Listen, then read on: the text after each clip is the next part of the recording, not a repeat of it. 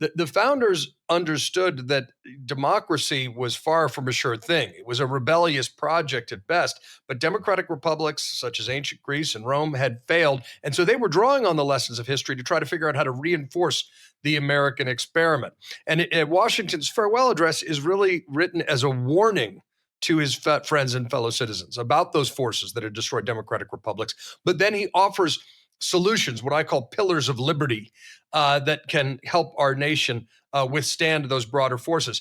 It's worth just pulling back slightly to understand that the preoccupations of danger, the premonitions of danger that he saw, were predominantly what we would call hyper-partisanship, what they called faction. He said it serves to it foments occasional riots and insurrection. And a line that when I wrote the book was published in 2017, didn't have the force it does today. He talked about the dangers of excessive debt, the dangers of foreign wars, and foreign interference in our politics. So these are all incredibly urgent issues. The section you cite is about what I call a foreign policy of independence. I do not view it, as it has popularly been viewed, as a endorsement of isolationism. I think if you look beneath the hood, that was not Washington's intention. But you need to appreciate fully that America was blessed by geography to be isolated from the troubles of the continent. And that was something to be exploited as America, in Washington's view, grew its strength to be an independent nation on the world stage. He also had a view that we wanted commercial relations with every nation, but political dependence on none. He had a view of the importance of neutrality when it came to choosing sides in Europe's various fights, particularly between England and France.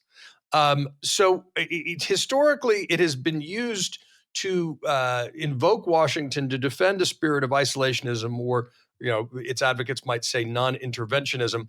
I think it's more properly understood as a statement of principle around an independent foreign policy, that America should be, guided by its own interests and by deeper principles. And I think that, Washington, invoking Washington, for example, to defend the first America First policy, which had a lot of people saying the United States should be neutral with the rise of Nazism and the expansion of Nazi power in Europe in the late 1930s, early 1940s.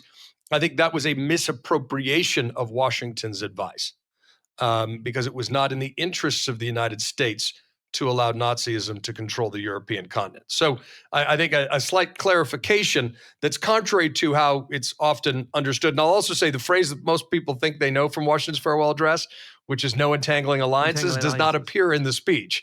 It's actually from Jefferson's first inaugural. So that's a very important distinction between isolationism and independence. And that really gets to the heart of American foreign policy.